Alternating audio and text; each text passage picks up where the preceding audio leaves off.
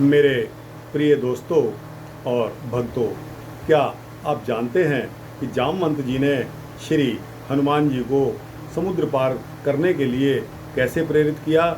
आइए मैं आपको बताता हूँ। दोस्तों, यह वृतांत उस समय का है कि जब वानर और भालू जटायु राज की प्रशंसा कर रहे थे, क्योंकि उन्होंने सीता जी की रक्षा के लिए रावण से लड़कर अपने प्राण गंवा दिए।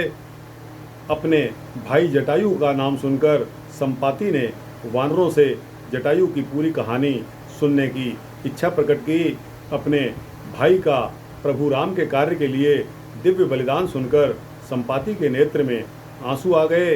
फिर संपाति ने अपनी तीव्र दृष्टि से समुद्र पार देखकर वानरों को बता दिया कि सीता जी इस समय रावण की लंका में कैद हैं और वे अनेक राक्षसियों से घिरी हुई हैं, रावण की अशोक वाटिका में बैठी हैं। सीता जी का सुराग पाकर सभी वानर और भालू अत्यंत प्रसन्न हो गए। अब दोस्तों, प्रसन्न होते ही समुद्र पार करने पर विचार विमर्श शुरू हो गया। वानरों ने अब मृत्यु पर्यंत उपवास योजना का परित्याग करके, उन्हें संपाति से पता लग ही चुका था कि सीता जी रावण की लंका में बंदी हैं, अतः समुद्र पार करने की योजना पर विचार विमर्श शुरू हो गया। उन्होंने एक बैठक में कि समुद्र कैसे पार किया जाए और लंका में पहुंचकर सीता जी का समाचार कैसे लाया जाए। युवराज अंगद बोले कि साहस की ही सफलता की कुंजी है, संकट काल में साहस कदापि नहीं छोड़ना चाहिए। अतः वीर वानरों, आप मुझे एक एक करके कृपया यह बताइए कि कौन कितनी लंबी छलांग लगा सकता है। गज ने बताया कि वह 10 योजन की छलांग भर सकता है। इसी तरह गवाक्ष ने 20 योजन तथा एक तीसरा वानर जिसने 30 योजन तक उड़ने की अपनी योग्यता बताई। अंत में सबसे अधिक वृद्ध जामवान बोले, मेरा विचार है कि मैं 90 योजन की छलांग लगा सकता हूँ, लेकिन लंका तो 100 योजन की दूरी पर है। मुझे अपनी युवावस्था बीत जाने का आज हार्दिक दुख हो रहा है। युवराज अंगद कहने लगे, मैं निस्संदेह 100 योजन की छलांग लगा सकता हूँ, लेकिन वापस आने की मेरी कोई गारंटी नहीं है।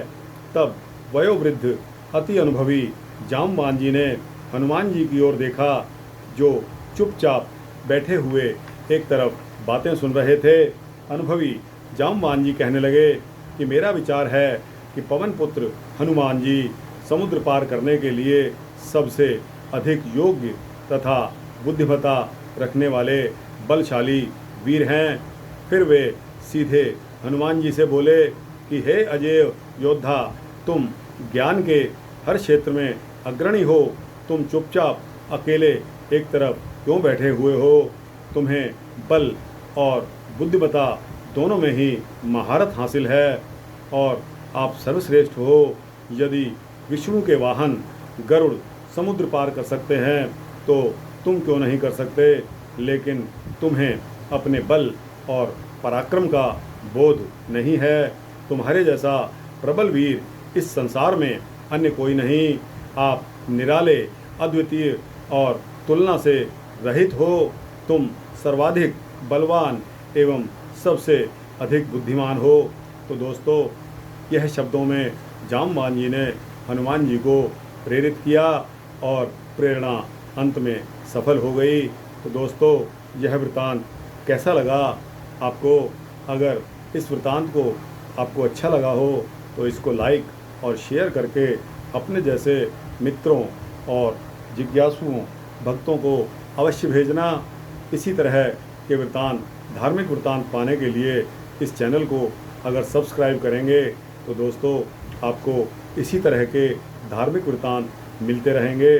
दोस्तों, अगले वृतांत के लिए आपसे इजाज़त चाहता हूँ। कोई गलती हो गई हो तो माफ़ करना। आगे के वृतांत के लिए इंतज़ार कीजिए। जय श्री राम, जय श्री कृष्ण।